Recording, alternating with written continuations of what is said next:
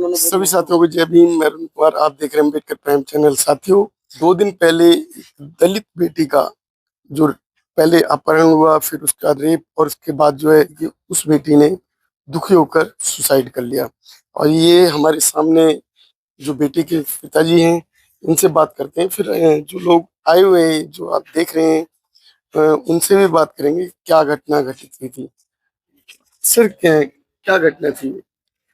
18 तारीख की शाम को बेटी जो है घर से थोड़ा सा दिमागी संतुलन डिस्टर्ब होने की वजह से घर से निकल गई थी।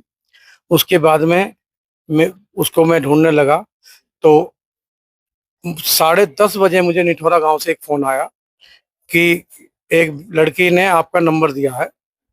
मैं वहां गया तो वहां पर उस लड़की के कपड़े जो है अस्त व्यस्त थे। लड़की जो है वो अपने आप को सुरक्षित महसूस नहीं कर रही थी। मेरे जाने के बाद में उस लड़की ने जो है अपने आप को थोड़ा सा होश संभाला और उन्होंने रोने लगी। 2 लोग जो है युवा थे और एक बुजुर्ग था, और उन्होंने मेरे साथ में जो है दुष्कर्म किया है और मुझको पीटा भी है, यार पिटाई भी की है मेरी। नहीं बताया उसने बेटी ने कि कहाँ लेके गए थे? वो घटना स्थल भी दिखाया लड़की ने। घटना स्थल से जो है उन्होंने कुछ जो लड़की के गले में चैन थी वो भी बरामद हुई, और जो सर के ऊपर जो उसके जो है हेयर बैंड लगा होता है वो भी वहीं से बरामद हुआ। उसने और बेटी ने क्या जानकारी दी? बेटी ने जो है, जो पुलिस प्रशासन छानबीन कर रही थी, उनको पता चल गई थी कौन लोग हैं वहाँ छिछोरे कर तरह के। उनमें से जो है कुछ नाम लिए थे। उन नामों में से जो है एक लड़के की जो है फेसबुक पर से जो आईडी उठाई गई। तो फेसबुक से आईडी उठाने के बाद में जो है उसका फोटो जब लड़की को दिखाया गया, क्या इनमें से कोई लड़का है। पुलिस प्रशासन ने भी काफी लड़कों के फोटो दिखाए, सीसीटीवी दिखाया, लेकिन लड़की ने उन सबको मना कर दिया। लेकिन जो फेसबुक आईडी से जो फोटो उठाया गया, उसमें उनने बताया कि एक ये लड़का था। सर, ये जो घटना घटित हुई, आप मौके पे गए थे? जिलाध्यक्ष हाँ, हमारी टीम गई थी।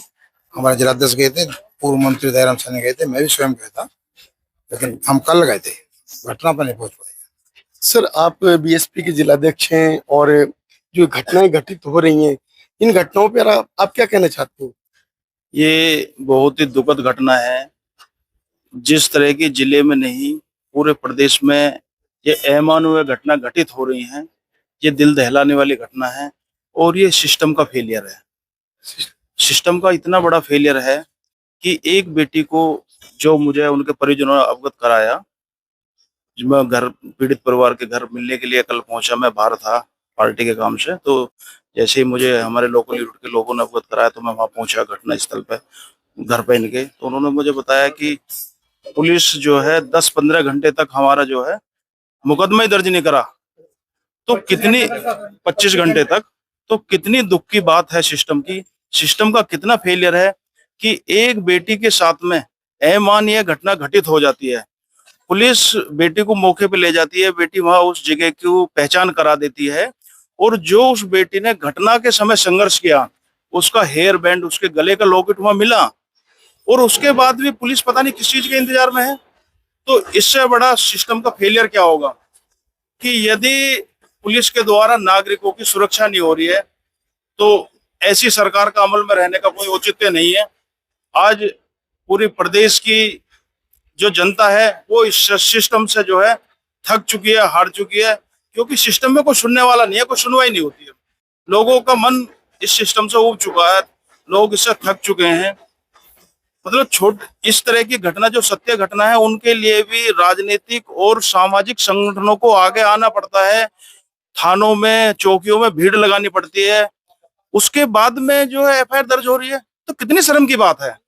गाजियाबाद को कमिश्नरेट का दर्जा दिया गया हुआ है, यहाँ पे जो है सीपी बैठते हैं, सीपी बैठने के बाद में समझ में नहीं आ रहा क्या हो रहा है सिस्टम के। कोई मेन तो क्या है, दलित की बेटी है इसलिए ऐसा हुआ। नहीं, दलित की बेटी क्या, बेटी तो देश की बेटी है और जिले की बेटी है। ठीक है, वो बेटी जो है दलित वर्ग से जो है ताल्लुक रखती है, लेकिन बेटी तो है ना। दलित है तो ये थोड़ी नहीं है कि उसके कोई सुनवाई करने वाला नहीं है या उसके पीछे कोई खड़ा नहीं है इस देश में। अगर सर जो है दलित की नहीं होती तो मुख्यमंत्री कार्यालय से, जिलाध्यक्ष कार्यालय से, कहीं से तो बीजेपी कार्यालय से फोन आ जाता, तुरंत जो है ये घटना घटित, जो भी घटना घटित हुई है उसकी सुनवाई भी होती। नहीं, यदि सिस्टम के दिमाग में ये है कि दलितों की कोई सुनवाई नहीं होगी, उनकी बेटियों के साथ में यही अत्याचार होता रहेगा, तो मैं सिस्टम को ये बताना चाहता हूँ कि दलित इस देश के मूल निवासी हैं, उनकी संख्या भी सबसे बड़ी भारी है, और देश ही नहीं विदेश में उनकी सबसे बड़ी नेता आज भी अब जो है सर्व समाज का नेतृत्व कर रही हैं। माननीय बहन जी बहुत ही संविधान में आस्था रखती हैं और संवैधानिक तरीके से ही किसी भी मूवमेंट को आगे बढ़ाती हैं। तो सिस्टम कमजोर ना समझे दलितों को, सिस्टम अपनी कार्यशैली में सुधार लाए, नहीं तो सिस्टम को ये बहुत इसका जो है भुगतना पड़ेगा, जो है सिस्टम सुधार नहीं करेगा। सर ये जो घटनाएं घटित हो रही हैं दलितों की बेटियों के साथ ज्यादा ये घटनाएं देखने को मिलती हैं, औरों के साथ क्यों नहीं आती? देखिए, जो उत्तर प्रदेश की कानून व्यवस्था है, इसमें कानून का राज जो वो बिल्कुल खत्म हो चुका है। गुंडे मवाली यहाँ राज कर रहे हैं। बहन बेटियों की जो इज्जत है वो सुरक्षित नहीं है। यहाँ पे गुंडा राज आ गया है। आपने बसपा का शासन भी देखा होगा। बहन बेटियां रात को भी 12 बजे भी निकलती थी, सुरक्षित थी। लेकिन दलितों का ही मामला नहीं है, ये पूरे प्रदेश में बहन बेटियों की इज्जत सुरक्षित नहीं है। और मैं शासन प्रशासन से अपील करना चाहता हूं कि ये जो गंभीर मामला हुआ है लौनी के अंतर्गत, इसमें कड़ी से कड़ी कार्रवाई होनी चाहिए। और जो कहते हैं ना बुलडोजर का राज है, उनके जिन्होंने ये कृत्य किया है उनके घरों पे भी बुलडोजर चलना चाहिए।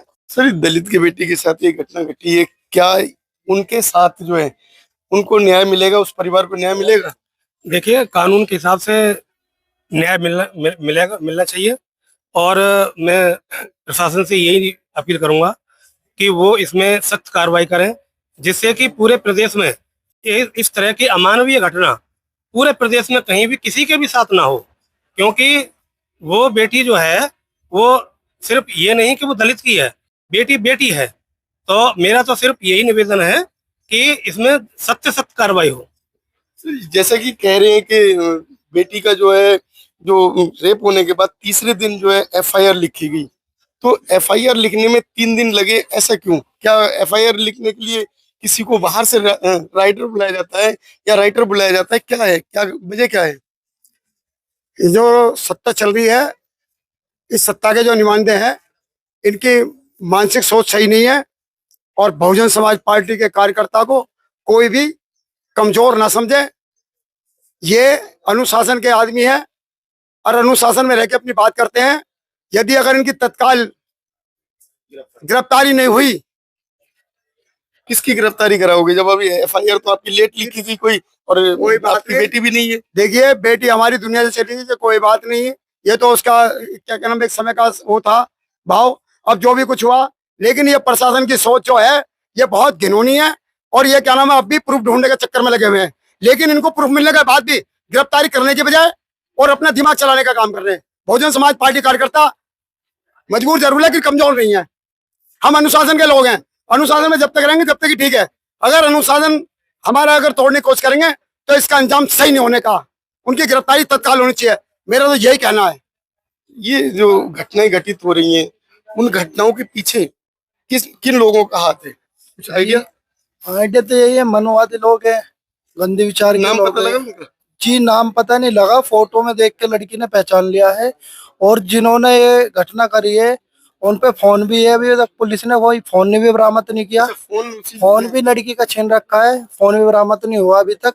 पुलिस 24 घंटे के बाद उन्होंने एफआईआर दर्ज करी, 26 घंटे के बाद। इधर उसके बाद मेडिकल भी 24 घंटे के बाद ही करा उन्होंने। हाँ, घुमा रहे हैं वो प्रशासन। मेडिकल 24 घंटे के बाद हुआ है, उसके बाद की कार्रवाई क्या है? हमें वो तो इन्होंने जो है घटना के उससे जो है हमें बरगला रखा है। हमें तो ये गाड़ियों में बैठा कर जो बार बार जी अब हम ये जांच करने चल रहे हैं, अब ये जांच करने चल रहे हैं।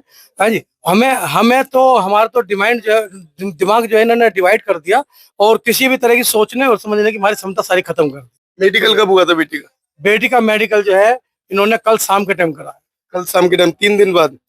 ये जो है तकरीबन 26 घंटे के बाद। 26 घंटे तीसरे दिन? हाँ नहीं, वो हाँ तकरीबन जो है और 26 घंटे बाद। आज वो बेटी खत्म हो गई, उसने सुसाइड कर लिया, तो सुसाइड की बाद की क्या कंडीशन है? क्या सुसाइड में कोई उसने बताया था इससे पहले?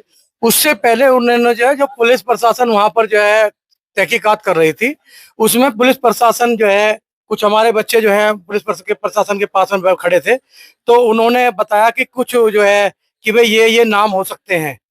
तो उन नामों के अनुसार जो है बच्चों ने जो है फेसबुक से उनकी आईडी निकाली, और आईडी निकालने के बाद में पुलिस प्रशासन ने भी और हमने भी बहुत सारे लोगों के फोटो दिखाए, लेकिन उन्होंने सबन को ना कर दिया। लेकिन एक बच्चे पर उंगली धरी उन्होंने कि ये लड़का था। ये लड़का था, तो उसके बाद की कार्रवाई क्या वो उसकी गिरफ्तारी हुई? नहीं, अभी मेरे को पता नहीं है कि पुलिस प्रशासन क्या कर रही है। और जो है समाज मेरे साथ है, समाज के लोग, पार्टी के लोग, सभी संगठन के लोग मेरे जो है, चाहे वो किसी भी पार्टी से हैं, लेकिन मेरा जो अपना जो समाज है, दलित समाज हुआ या बैकवर्ड समाज है, सभी मेरे साथ है उसमें। अच्छा, जो आप लोग आज यहाँ मोर्चरी पे खड़े हुए हैं, मोर्चरी पे उसने सुसाइड कर लिया, सुसाइड कैसे किया उसने? सुसाइड का पता नहीं, हमें सुबह बॉडी मिली है, सुबह बॉडी कहाँ मिली?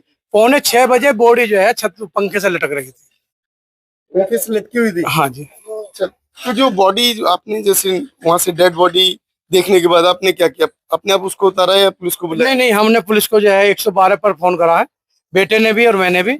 और पुलिस प्रशासन को जो है हमने बताया, अवगत कराने के बाद में उनकी मौजूदगी में ही उन्होंने ही अपने आप बॉडी को उतारा है।